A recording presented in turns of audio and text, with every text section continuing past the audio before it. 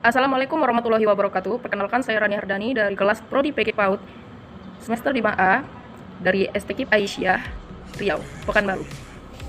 Di sini saya akan mempresentasikan dan menjelaskan mengenai materi dari mata kuliah komputer dan gadget PAUD anak usia dini.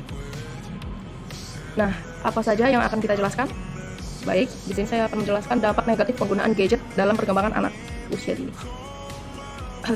Yang pertama itu adalah dampak fisik, ya, dampak yang bisa kita lihat dan bisa kita rasakan. Yang pertama adalah masalah kesehatan mata. Nah, itu banyak terjadi di anak-anak yang suka bermain HP maupun di gelap dan maupun tidak ada batasan jamnya. Bagaimana contoh dari kesehatan mata itu? Nah, contoh dari kesehatan gangguan mata. Yang pertama itu seperti mata iritasi dan berwarna merah. Lalu yang kedua, mata hitam atau kelelahan. Nah, lalu ada masalah tulang dan otot. Di sini masalah tulang dan otot itu anak-anak kebanyakan main HP itu akan menjadi cepat capek dan juga kayak jadi kurang tidur. Jadi lebih banyak begadang gitu. Dan itu sangat banyak juga terjadi di Indonesia. Yang kedua ada dampak kognitif. Nah, dampak kognitif ini adalah dampak yang bisa kita lihat melalui pemikiran anak-anak. Dan juga cara dia belajarnya bagaimana. Jadi dia terganggu.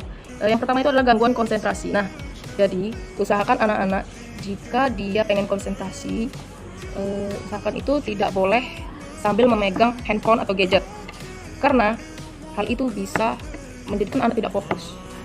Yang kedua, penurunan prestasi.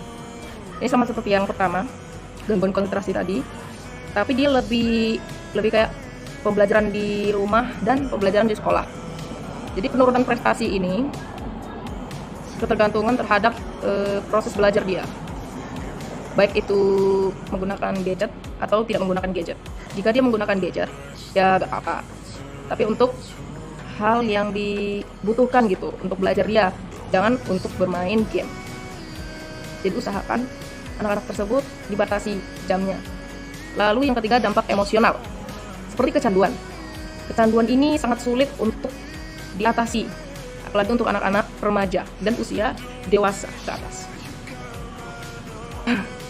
Penyebab kecanduan ini dia bisa jadi emosional jika kalah dalam game tersebut, ya. Contohnya saja Mobile Legends, Free Fire, atau PUBG.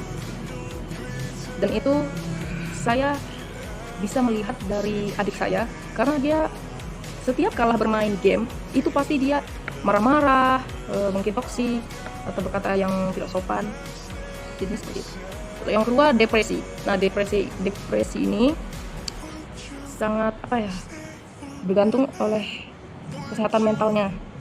Jadi harus dihindari yang namanya depresi dari anak-anak ini. Lalu ada kecemasan atau anxiety ini itu memang banyak juga terjadi ya di Indonesia maupun di luar negeri juga.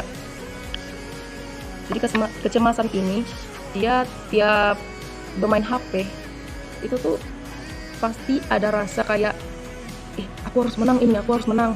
Kalau nggak menang, udahlah, mau aku banting aja HP ini. Jadi kecemasan seperti itu. Dan yang rugi pun pasti si anak atau orang tuanya juga. Ya. Lalu ada dampak sosial, yaitu kurangnya interaksi sosial.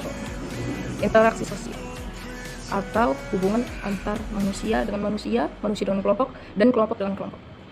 Nah, kurangnya interaksi sosial ini sangat harus dihindari juga, karena bisa-bisa kalau anak terus bermain HP sendirian di kamar atau di rumah, di sekolah atau di mana-mana juga, maka dia pasti akan cuek dengan teman-temannya dan mereka akan menjadi introvert, dan itu susah sekali untuk dihindari ya.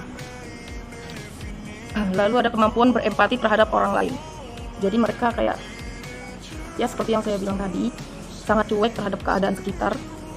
Dia hanya fokus di HP-nya saja, dan misalnya dia dipanggil oleh gurunya untuk maju ke depan, tapi dia kayak nggak mendengarkan. Kenapa begitu? Karena di dalam kelas dia menggunakan earphone atau kabel headset ya. Itu dia mendengarkan lagu, bukannya ikut dalam pembelajaran di sekolah, tapi mendengarkan lagu-lagu yang dia suka. Nah, bagaimana faktor-faktor yang menghambat dampak negatif penggunaan gadget pada anak. Nih, yang pertama itu adalah peran orang tua dalam mengatasi seperti memantau konten anak. Nah, itu harus disediakan YouTube Kids yang khusus untuk anak-anak. Lalu ada bermain, olahraga, dan seni. Nah, seperti bermain bola, basket, atau berenang. Kemudian yang kedua, menjadi contoh teladan. Lalu yang ketiga, zona bebas gadget. Dan yang keempat, kegiatan bersama.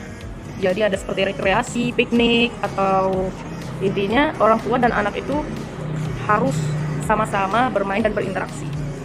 Jadi nggak hanya fokus dengan handphone saja atau gadget-gadget yang lainnya.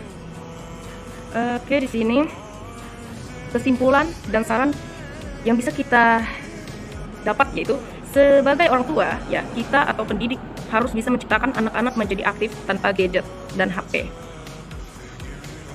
Kenapa begitu? Supaya masa depan anak-anak tidak bergantung pada teknologi saja, tapi tergantung kepada interaksi sosial dan makhluk sosial lainnya. Kita masih sama-sama membutuhkan satu sama lain, baik itu anak-anak, baik itu orang tua, atau yang lainnya juga. Dan itulah pentingnya pemahaman tentang dampak negatif penggunaan gadget. Lalu ada dampak negatif, pasti ada dampak positif. Nah, dampak positifnya ini memudahkan kita atau anak-anak dalam masa proses pembelajaran di sekolah, seperti mencari materi yang disuruh guru, misalnya tentang geografi atau tentang statistik gitu. Nah, kemudian dampak positif yang kedua ini bisa komunikasi dengan orang tua dan dengan teman maupun guru. Lalu yang terakhir,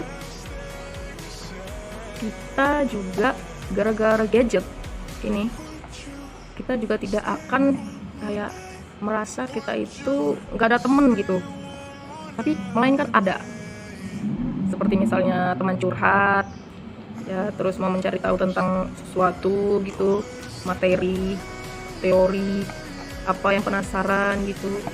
Misalnya kenapa sih anak-anak ini sukanya main ini terus, main misalnya nggak mau kayak berinteraksi gitu, bisa kita cari tahu di situ. Dan juga ini adalah suatu globalisasi. Baik, itu saja. Terima kasih. Wassalamualaikum warahmatullahi wabarakatuh.